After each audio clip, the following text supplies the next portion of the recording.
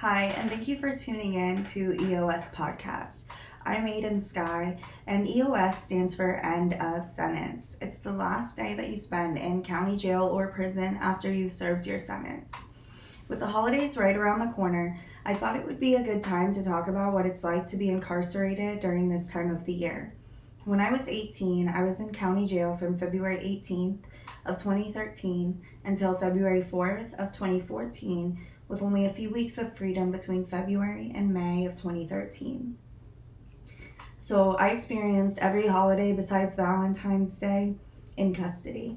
Christmas was probably the hardest time of the year to be away from family.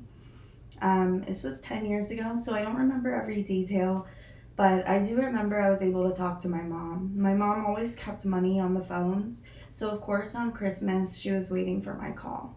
But a 15-minute collect call from county jail can't compare to waking up surrounded by family on Christmas morning. I missed out on putting up the tree. I missed out on giving and receiving gifts. I missed out on cooking with my mom and eating with my family. I missed out on the Christmas specials that we watched every year. But I was thankful for the call.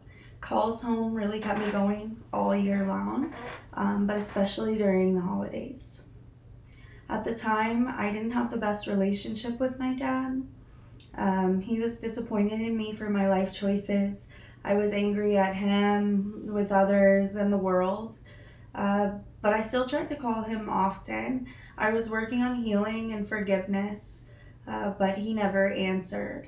When Christmas came along, I had served about 7 months consecutively in the county jail so far, but he had never answered to that day.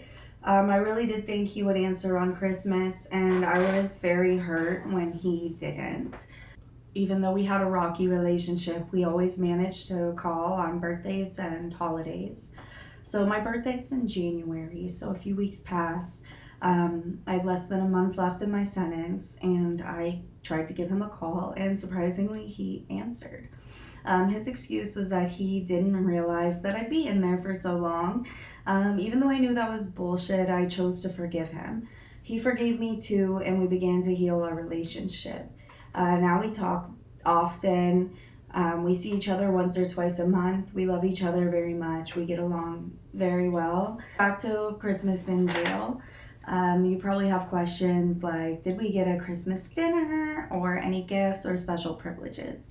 The answer is yes and no. We did get a Christmas dinner. It was like ham or turkey with mashed potatoes and gravy, but it was not good. If you had family or friends supporting you, they could send you extra money or care packages for the holidays. Or if you attended church services, they might bring in like socks or crosswords, devotionals, other things like that, but there's not much that you can bring into the jails.